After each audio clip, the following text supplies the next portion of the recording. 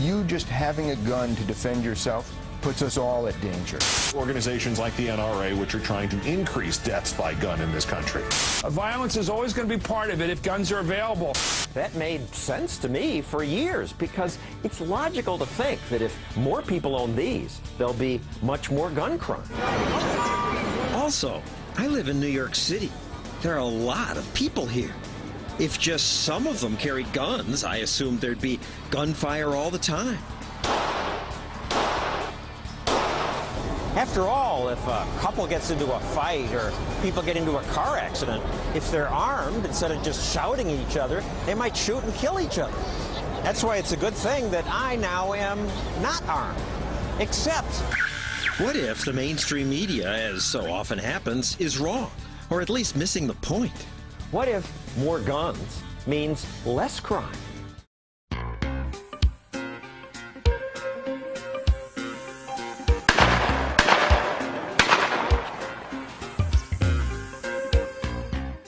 What about the idea of concealed carry, that a person should be allowed to have a pistol on his person, concealed?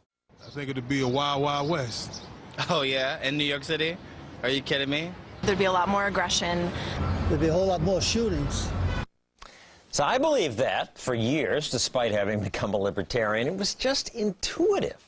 If everyone around here has a gun, that would lead to much more gun crime. But then I read a book titled More Guns, Less Crime. It's an odd title. It was sort of a head spinner for me. How can more guns lead to less crime? So please welcome the author, John Lott. So how can more guns? You have fans here. Well, we have a biased audience. It's nice to have that once in a while. But why less crime?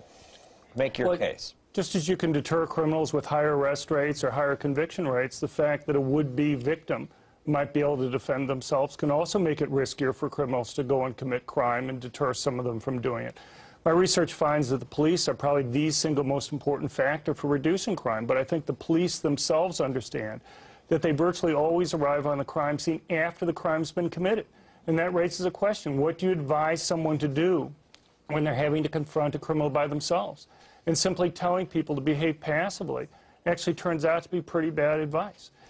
But people injure themselves accidentally with guns. They kill themselves with guns. They get angry and shoot someone in a heated moment. Right. Guns make it easier for bad things to happen. But they also make it easier for people to protect themselves and prevent bad things from happening. The question is, what's the net effect? I can't find a place in the world where we've had a ban on guns and you haven't seen an increase in murders afterwards. Concealed carry terrifies a lot of people, and many people would be shocked to know how many states already allow it. And here is, I think, a very cool map that shows which states already have it. States that have concealed carry laws are colored yellow. This was the law in 1986. That's 25 years ago. Over the years, more and more states changed their laws to allow concealed carry. The mainstream media and my neighbors are so isolated here in New York City and Washington, D.C. Most of us have no clue that carrying a concealed weapon is already legal in most of the country. More places all the time, legal guns, yet crime does keep dropping. More guns, less crime. Dennis? When John says that the consensus of experts is that these laws have led to the crime decrease, that is absolutely wrong. That is, and what he does is he conveniently excludes from his analysis all of the public health researchers that have weighed in on this. John, and time again they have said that John's data simply does not support his conclusions and that this is a very dangerous policy. Bad data. Some people have said that. Well, academics at over 200 different universities have looked at the data that I've had given out. We've had dozens of academic studies been published in peer-reviewed journals that have looked at the research that I've done. All right, well, we have this chart from your book that shows violent crime rates after concealed carry laws passed. Here it is for murder. It's impressive. After the law passed, crime went down. Well, we hear about the murders and robberies. We don't often hear about the murders or robberies that are stopped because someone has a gun. Sometimes people just show a gun and the robber runs away.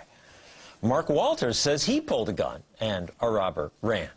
Nikki Gozer says because she could not pull a gun, her husband was killed. Susanna Hupp says her parents were killed because of gun restrictions. So, Susanna, let me start with you. You and your parents went to a restaurant. What happened? Well, at that time in the state of Texas, we weren't allowed to carry, and so many of us had our guns out in our car. A madman drove his truck through the window and very methodically began executing people. He had complete control over the situation. And the short version is that he killed 23 people, including my parents.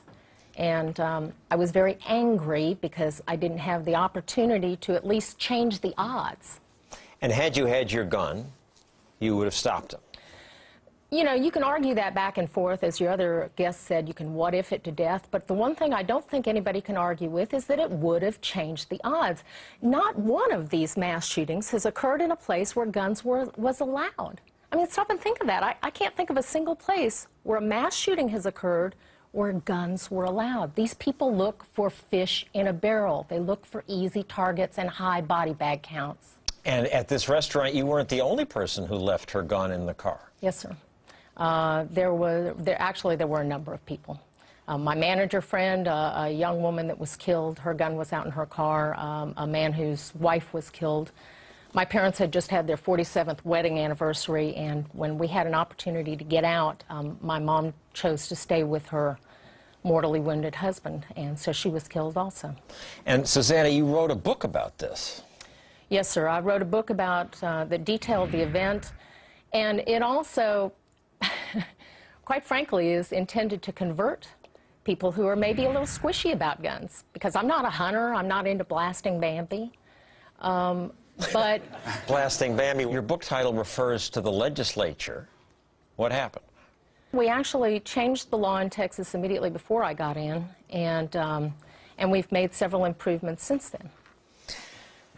Nikki, what happened in your case?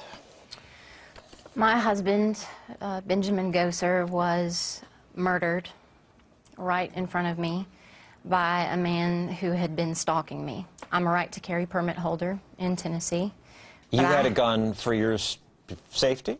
Yes, but because of Tennessee state law, at the time, I had to leave my loaded, permitted, legal weapon locked in my vehicle that night. The Tennessee law said you can't take it any place that serves alcohol. That is correct, but the man that murdered my husband brought one in, and he did not have a handgun carry permit. Criminals don't care about the law. And had you had your gun, you think you would have been in a position to stop him? I believe so, and like Susanna said, you know, at least we would have had a fighting chance at being survival instead of just being pure victims. And you talk about the gun being the great equalizer. Yes. If you really think about that, you know, a bad guy doesn't even have to have a weapon. You know, I'm a little lady. All it would take is a 250-pound man with his bare hands to overtake me. Yes, it is an equalizer. I mean, you think of men carrying guns, but you think it's more important for women. Absolutely, and especially a woman that may have a stalker. Mark, what happened to you? In 2002, my daughter was 2 weeks old. I was on my way to work, and I found myself the intended victim of a apparent carjacking attempt at about 6:30 in the morning. I had a lawfully carried Glock sidearm. I unlatched my seatbelt, drew my weapon, and stopped the attack or the impending attack against me. Just by showing the gun? Just by showing the gun. Just by showing the gun. And we don't know how often that happens because that doesn't get reported. No, we do, actually. There are estimates. The Department of Justice is at about 800,000 is the lowest I've seen. The Gary Kleck has done studies that show approximately up to 2.5 million times. So I became one of those statistics. The founders had just fought the American Revolution. They'd seen friends and family members die in the struggle to be free from tyranny. They wanted to make sure that people could defend themselves against an oppressive government. One of those founders, George Mason, observed to disarm the people was the best and most effective way to enslave them. Now, don't get me wrong, I'm not saying we ought to take up arms against our government, but I'm saying the founders were onto something that is captured by this bumper sticker. Politicians prefer unarmed peasants.